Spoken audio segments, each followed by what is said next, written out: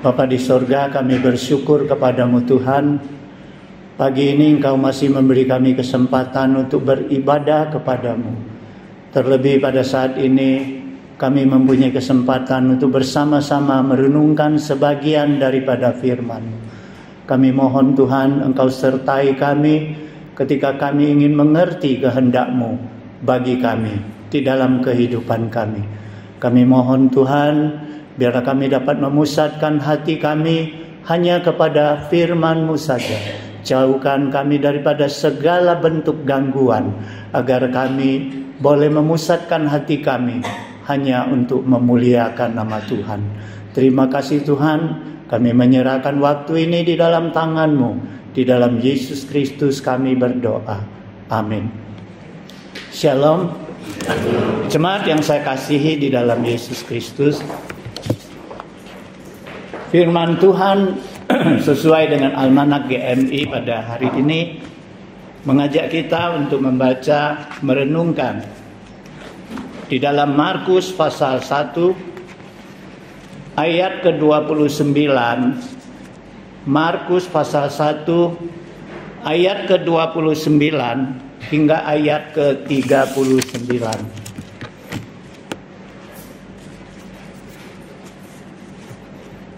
Markus pasal 1 ayat ke-29 hingga ayat ke-39. Bila sudah mendapatkan, kita baca dengan cara bersaut-sautan. Kita mulai. Sekeluarnya dari rumah ibadat itu, Yesus dengan Yakobus dan Yohanes pergi ke rumah Simon dan Andreas. Di rumah tua Simon terbaring karena sakit demam. Mereka segera memberitahukan keadaannya kepada Yesus. Ia pergi ke tempat perempuan itu dan sambil memegang tangannya, ia membangunkan dia. Lalu lenyaplah demamnya. Kemudian perempuan itu melayani mereka.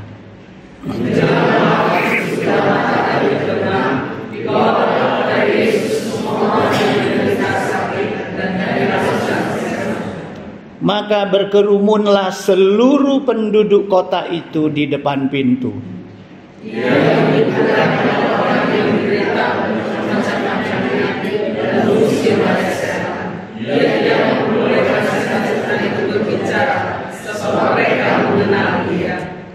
Pagi-pagi benar, waktu hari masih gelap, ia bangun dan pergi keluar. Ia pergi ke tempat yang sunyi dan berdoa di sana. Waktu menemukan dia, mereka berkata, "Semua orang mencari engkau."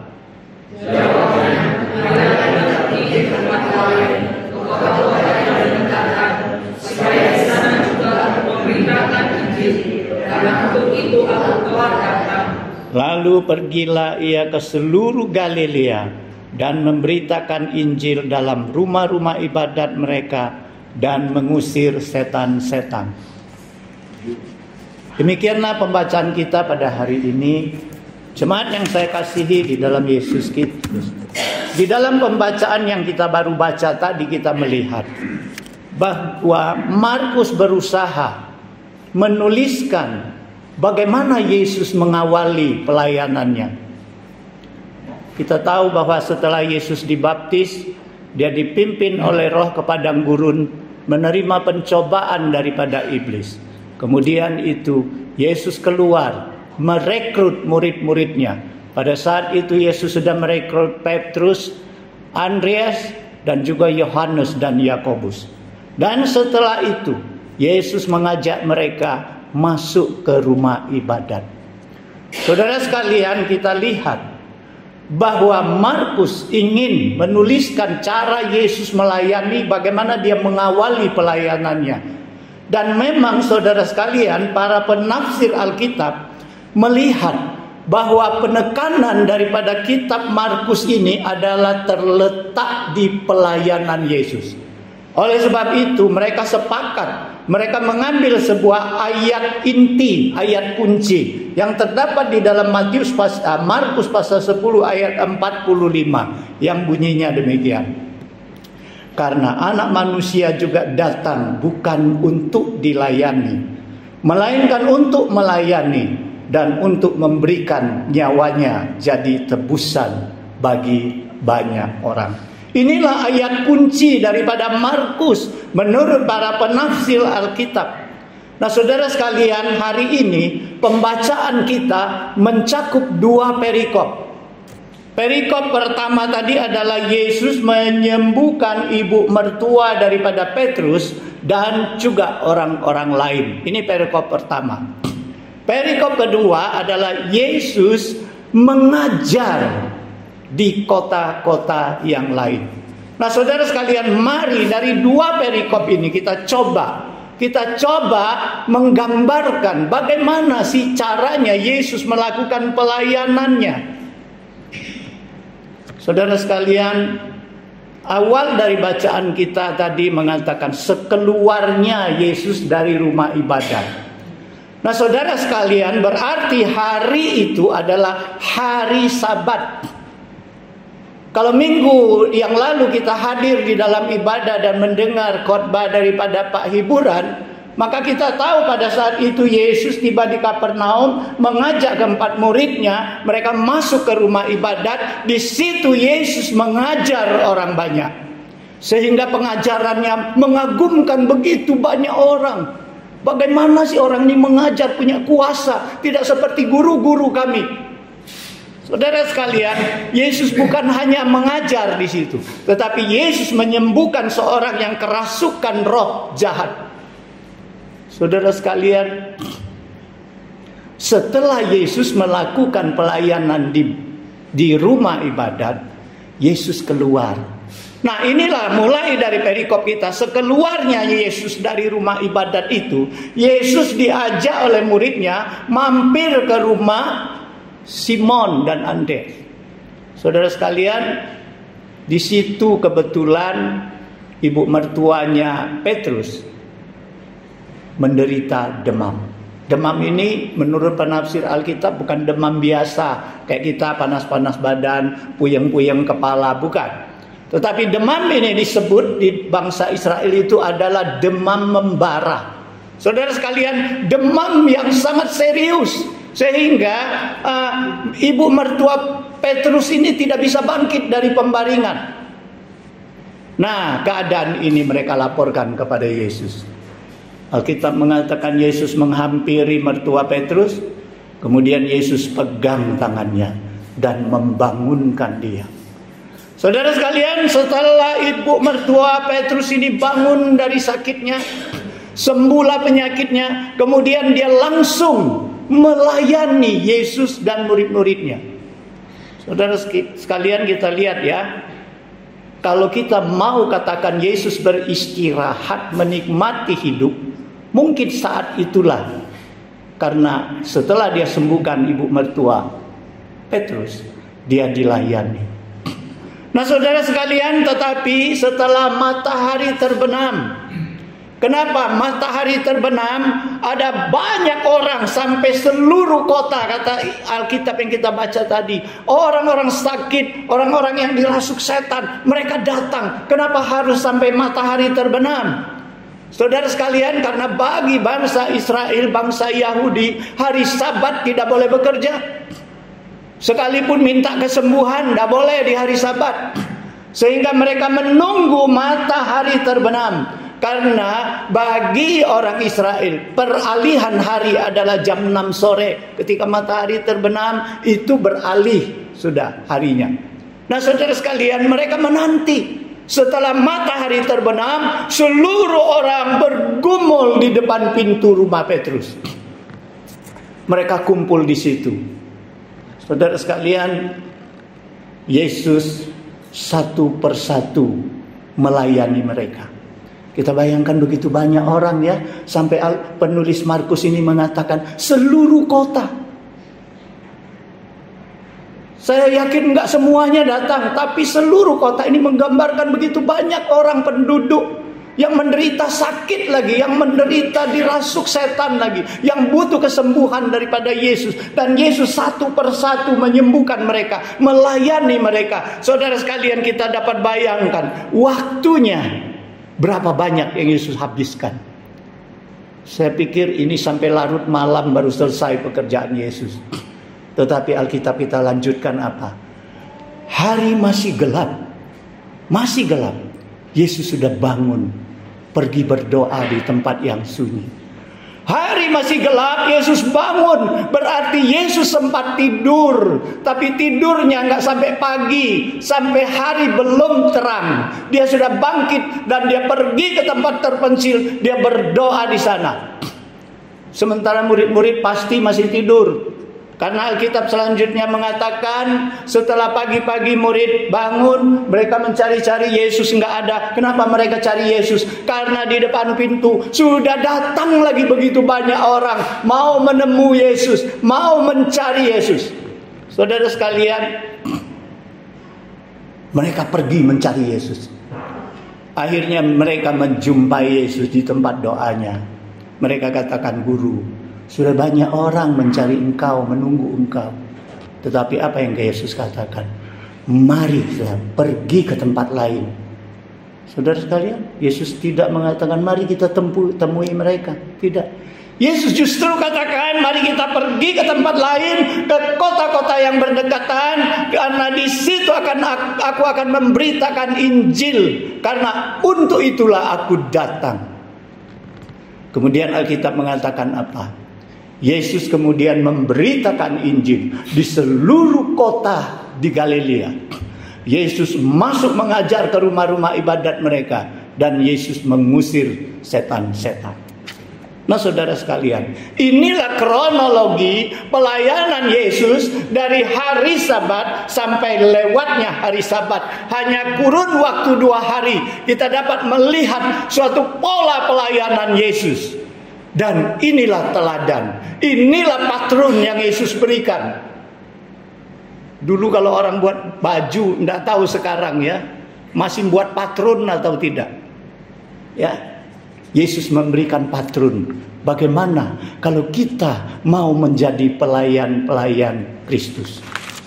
Saudara sekalian, mari kita belajar. Kita lihat bagaimana Yesus melayani. Yang pertama, Yesus tidak memilih tempat untuk melayani. Di rumah ibadat, Yesus melayani. Di rumah-rumah orang, Yesus melayani. Di luar daripada rumah-rumah orang, di lapangan terbuka, Yesus melayani. Yesus melayani di kota-kota, di desa-desa, bahkan di kuburan pun Yesus pernah melayani orang yang dirasuk setan. Nah saudara sekalian, Yesus melayani, dia tidak memilih tempat.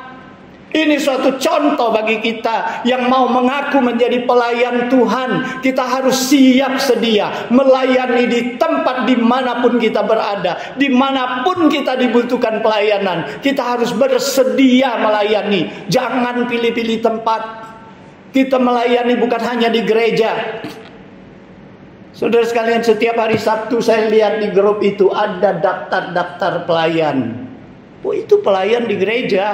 Saudara sekalian, tidak hanya di gereja kita melayani, dimanapun dibutuhkan kita harus melayani. Kedua, Yesus tidak memilih waktu untuk melayani. Mau itu hari Sabat, dia melayani, dia sembuhkan orang. Dia tidak peduli banyak protes, banyak kritik. Dia tidak peduli. Alasannya apa? Hari Sabat, yang mana yang boleh? Menyelamatkan orang atau membinasakan orang? Nah saudara sekalian, Yesus melayani bukan hanya di rumah ibadah, di mana-mana.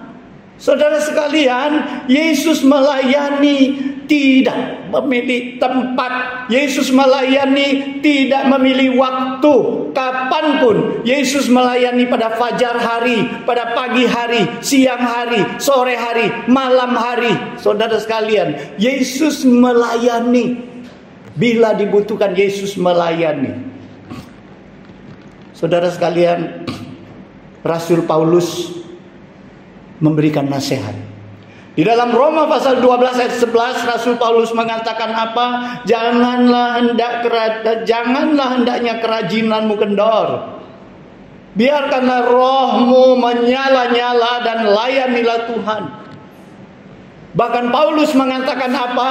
Begitu pentingnya pelayanan. Beritakanlah firman, kata Paulus. Siap sedialah, baik itu waktunya baik atau tidak baik. Nyatakanlah apa yang salah, tegurlah dan nasihatkanlah dalam segala kesabaran dan pengajaran. Saudara sekalian, yang kedua kita lihat bagaimana Yesus melayani. Yesus fokus kepada tugas-tugasnya. Saudara sekalian, Yesus tahu untuk apa dia diutus. Yesus tahu untuk apa dia datang ke dunia. Oleh sebab itu ketika Yesus melayani, dia tidak buang-buang waktu.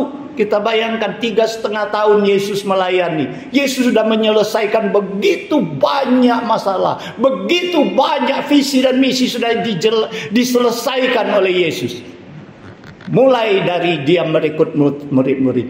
Mulai dari dia membina murid-murid, mulai dia memberitakan Injil Kerajaan Allah, sampai dia naik ke kayu salib, dia korbankan dirinya. Bagaimana dia menampakkan dirinya, dia bangkit dan dia menguatkan murid-muridnya. Kemudian dia naik ke surga. 3,5 tahun dia selesaikan semua program keselamatan buat manusia. Ini bukan suatu tugas yang mudah, tetapi Yesus selesaikan karena dia tidak memfoya-foyakan waktu pelayanannya, karena dia tahu waktunya.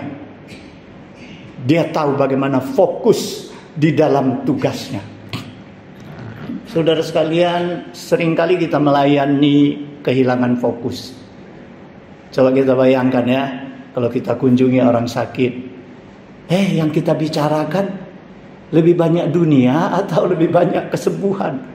Oh, kita ngarul ngibul, cerita sana, cerita sini, cerita arisan, gosip sana, gosip sini. Yang firman Tuhannya porsinya sedikit.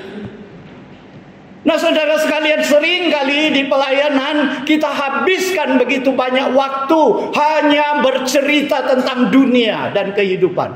Kita lupa menceritakan Kristus dan keselamatannya. Porsinya hanya sedikit. Sehingga jangan heran kalau visi misi kita seringkali tidak tercapai.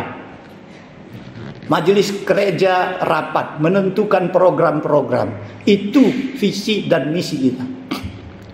Setiap tahun usahakanlah supaya kita fokus mengerjakan pelayanan, sehingga apa yang kita canangkan, kita rencanakan, itu akan terjadi sesuai dengan kehendak Tuhan. Kita harus fokus. Saudara sekalian, Paulus mengatakan demikian. Saking fokusnya, kemana-mana aku beritakan Injil. Karena itulah tugas yang terpenting bagiku. Karena celakalah aku kalau aku tidak memberitakan Injil. Saudara sekalian, adakah kita menjadi pelayan Tuhan? Fokus kepada pekerjaan Tuhan. Fokus kepada masalah-masalah rohani. Atau lebih banyak kita bicarakan tentang dunia. Gereja menjadi suatu peringatan bagi kita untuk melakukan kegiatan-kegiatan kerohanian. Jauh harus lebih banyak daripada kegiatan duniawi. Saudara sekalian, yang ketiga, Yesus bukan hanya memberitakan atau mengajar. Yesus juga menyembuhkan orang, Yesus juga mengusir setan, bahkan Yesus juga membangkitkan orang daripada mati.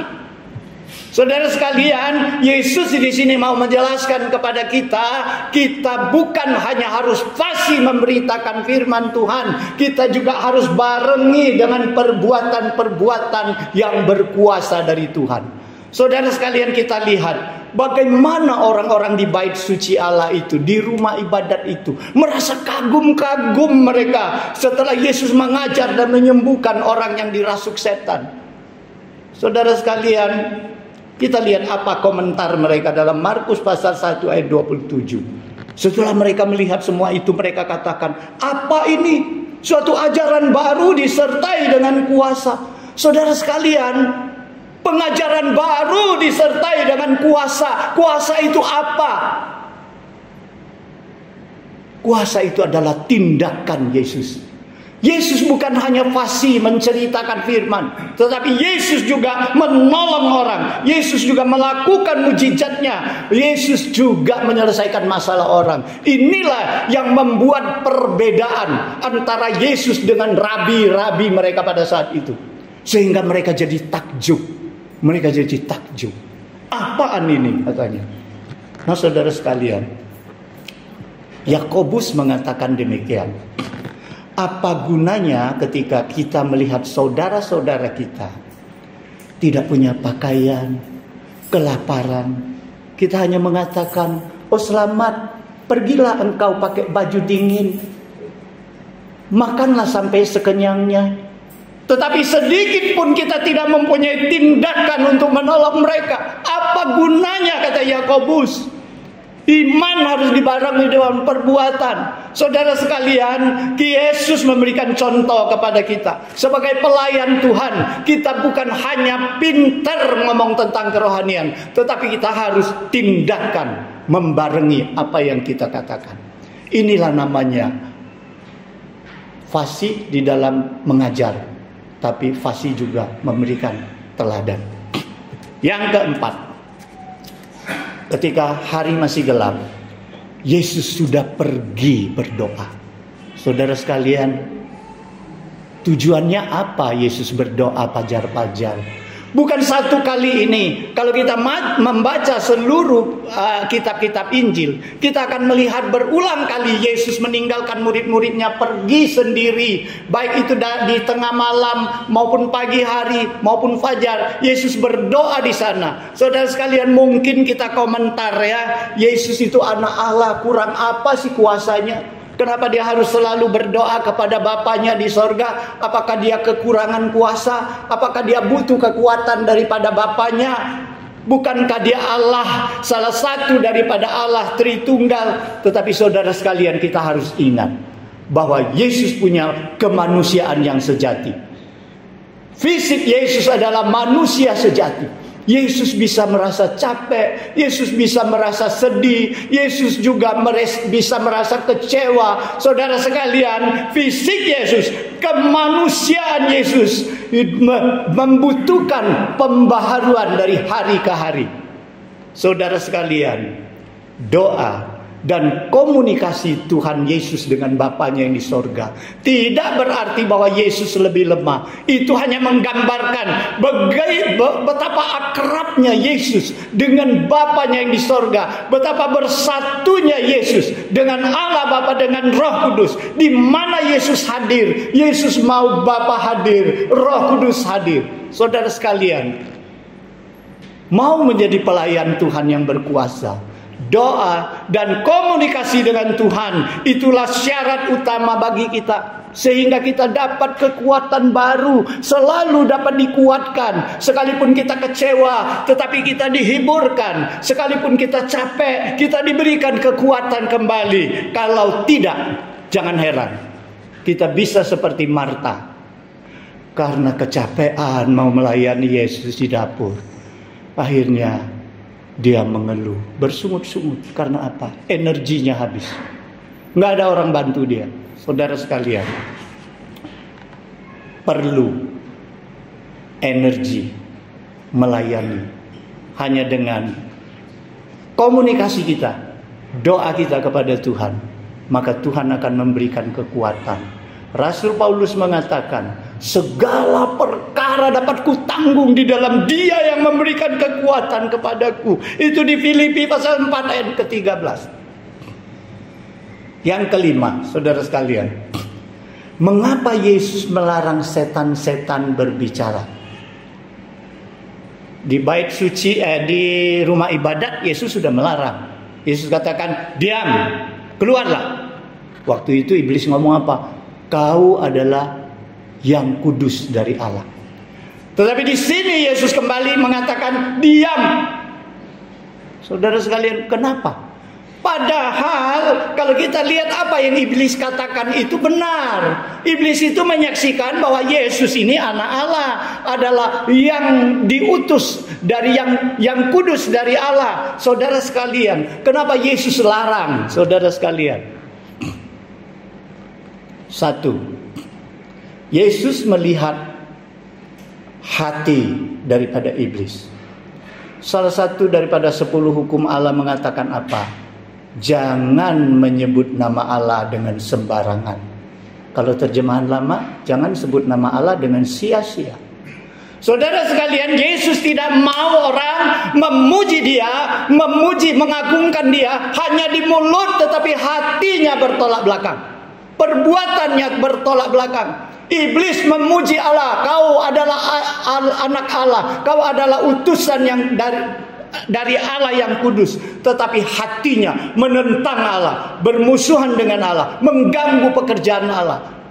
Saudara sekalian, Yesus mau apa yang kita katakan sesuai dengan apa yang hati kita. Yesus mau kita mengagungkan namanya dengan mulut kita, tetapi hati kita juga mengagungkan namanya. Saudara sekalian, mengapa Yesus melarang iblis berbicara?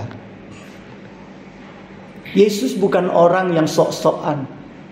Bukan. Yesus tidak gila pujian. Berulang kali Yesus melarang orang yang disembuhkan, jangan ceritakan kepada orang lain. Saudara, kenapa? Karena Yesus bukan mau menyombongkan diri. Yesus melayani orang adalah dengan setulus hatinya. Ini contoh bagi pelayan-pelayan Tuhan. Karena apa? Yesus tidak mau karena menyombongkan diri, karena keagungan namanya, karena orang-orang mengangkat ketenarannya, sehingga dia mendapat hambatan di dalam pelayanannya. Dan akibatnya musuh-musuhnya tambah dengki dengan Yesus. Usaha mereka makin keras mau membunuh Yesus, mau menyingkirkan Yesus. Karena Yesus tidak mau terjadi seperti itu. Ada waktunya bagi Yesus untuk memuliakan dirinya, yaitu ketika dia bangkit dari kematian. Pada saat itu Yesus dimuliakan karena dia sudah menyelesaikan pekerjaannya. Saudara sekalian, jangan bangga kalau kita melayani Tuhan. Karena kebanggaan, penyanjungan-penyanjungan bagi kita itu, hati-hati, seringkali akan menghambat pelayanan kita, membuat kita jatuh. Saudara sekalian, kenapa Yesus melarang iblis berbicara? Yesus tidak mau orang mengenal dia, mengaku dia karena perkataan iblis. Yesus mau orang diselamatkan, mengakui Yesus karena pengalaman pribadi mereka dengan Yesus. Saudara sekalian, kita ingat ketika di Samaria, perempuan Samaria itu mengenal Yesus. Dia berdialog dengan Yesus di sumur. Kemudian dia tahu, dia pastikan ini bukan lagi nabi, ini Mesias ini. Karena dia bisa menceritakan apa yang pengalaman aku yang tidak pernah dia tahu. Nah, saudara sekalian, dia lari ke kota. Dia berkata kepada orang banyak, mari lihatlah, ada orang, mungkinkah dia ini Mesias? Lihatlah, dia bisa menceritakan tentang aku. Kemudian datanglah orang hampir sekota, orang Samaria datang kepada Yesus. Ketika mereka berdialog dengan Yesus, ketika mereka sudah mendengar pengajaran Yesus, mereka panggil perempuan Samaria itu. Kita lihat Yohanes pasal 4:42. Kami percaya, tetapi bukan lagi karena apa yang kau katakan, sebab kami sendiri telah mendengar dia, dan kami tahu bahwa dia benar-benar juru selamat dunia. Saudara sekalian, kenapa Yesus larang iblis berkata-kata? Yesus tidak mau kita memuji Tuhan karena perkataan orang, karena perkataan iblis apalagi. Yesus mau kita mengalami sendiri, hidup bersama Tuhan, sehingga pujian kita, pengagungan kita keluar dari dalam hati kita, keluar dari pengalaman kita hidup bersama Tuhan. Bukan karena kata-kata orang, apalagi kata-kata iblis. Oleh sebab itu, saudara sekalian, ketika kita melayani, berusahalah membimbing orang agar bukan karena perkataanku dia percaya kepada Yesus, tetapi karena dia mengalami Yesus dan akhirnya dia percaya kepada Yesus. Nah, saudara sekalian, mengapa ketika murid-murid mencari Yesus, Semua orang mencari engkau, tetapi Yesus bilang, mari kita ke tempat yang lain. Yesus seolah menolak. Banyak orang yang mau mencari dia, Yesus tidak mau temui. Saudara sekalian, pernahkah kita ingat ketika Yesus melakukan mujizat 5 roti dan 2 ikan? Begitu banyak orang dikenyangkan, begitu banyak orang kagum dengan Yesus. Keesokan harinya, begitu banyak orang mencari Yesus lagi, tetapi Yesus menghindar. Mereka cari jalan pintas. Akhirnya mereka tiba di sana, Yesus sampai, mereka bilang, Tuhan, kau baru nyampe ya? Yesus mengatakan apa? Kamu mencari aku bukan karena melihat tanda, tetapi karena makan roti dan kamu kenyang.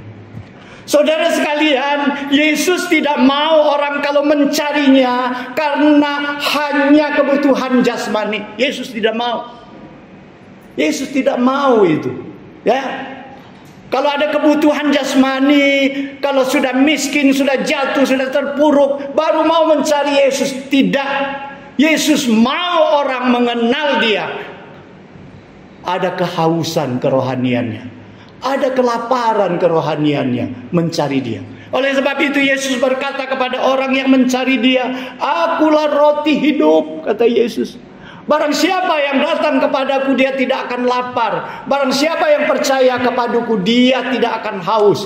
Yesus mau orang-orang mencari dia, bukan karena kebutuhan jasmani saja, tetapi terutama kebutuhan kerohaniannya. Saudara sekalian,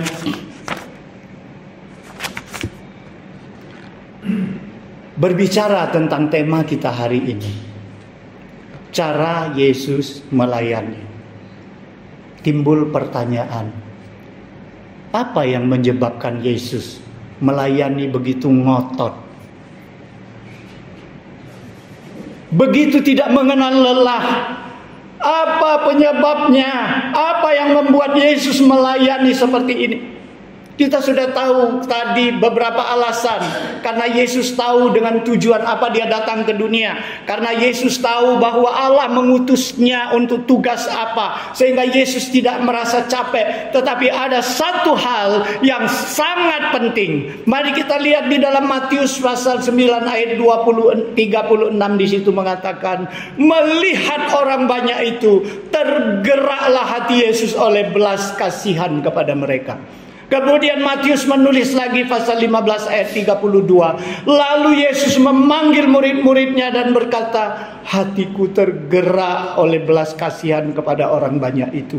Saudara sekalian, belas kasihan itulah yang menggugah, yang membuat Yesus melayani tanpa merasa lelah. Yang membuat Yesus begitu mengotot melayani. Saudara sekalian, adakah kita melayani karena kita merasa kasih Kristus? Adakah kita melayani karena kita ada belas kasihan di dalam hati kita kepada orang-orang yang melayani kita? Saudara sekalian, ini teladan yang Yesus berikan. Akhirnya saudara sekalian, tadi kita bicara tentang Yesus pelayanannya. Sekarang kita bicara tentang mertuanya Petrus.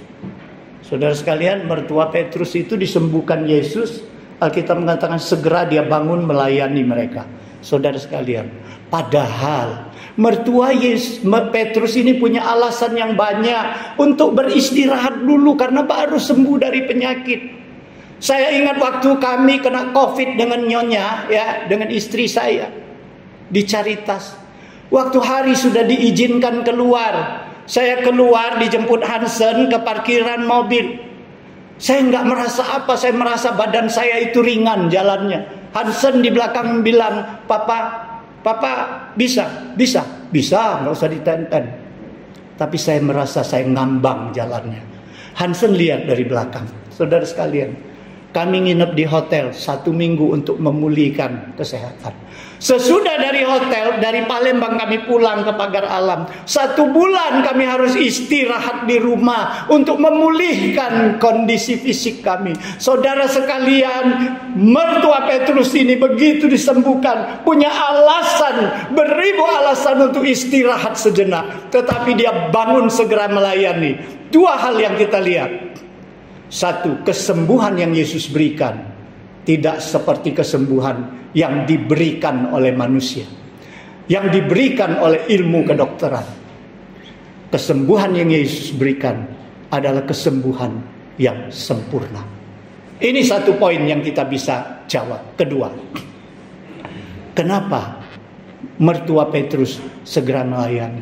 Karena dia merasa dia berhutang pelayanan. Dia sudah dilayani oleh Yesus. Dia sudah disembuhkan oleh penyakit yang membuat dia begitu menderita. Sekarang yang dia bisa balas adalah untuk melayani mereka. Saudara sekalian, kalau hari ini kita dapat melayani Tuhan, kita jangan sombong. Bukan karena kita hebat, bukan karena kita pintar, tetapi hanya karena kasih karunia Tuhan telah memilih kita menjadi pelayannya. Saudara sekalian, layanilah Tuhan. Layanilah Tuhan.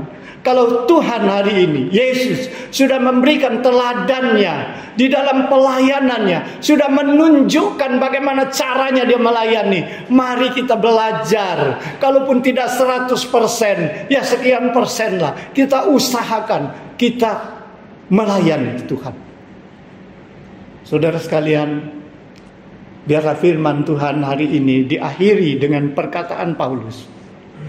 Sekali lagi Paulus katakan, janganlah hendaknya kerajinanmu kendor, biarlah rohmu menyala-nyala dan layanilah Tuhan. Kemudian 1 Korintus 15:58 Paulus mengatakan, karena itu saudara-saudaraku yang kekasih, berdirilah teguh jangan goyang, dan giatlah selalu dalam pekerjaan Tuhan. Sebab kamu tahu bahwa dalam persekutuanmu dengan Tuhan, jerih payahmu tidak akan sia-sia. Marilah kita memegang janji ini untuk melayani Tuhan dengan sepenuh hati. Saya yakin kalau kita gereja ini, semua orang terjun dalam pelayanan, kita akan melihat perkembangan, kebangunan yang luar biasa yang Tuhan nyatakan. Mari kita berdoa. Bapa di sorga, kami bersyukur untuk firman-Mu. Kami mohon Tuhan, biarlah firman-Mu ini menggugah hati kami. Melalui contoh yang Kau berikan dalam pelayanan-Mu, biarlah kami bersedia menjadi pelayan Tuhan. Pelayan Tuhan yang setia menurut teladan yang Tuhan berikan. Terima kasih Tuhan. Ajari kami. Ampuni dosa-dosa kami bila selama ini kami teledor di dalam melayani Engkau. Terima kasih Tuhan. Di dalam Yesus Kristus kami berdoa. Amin.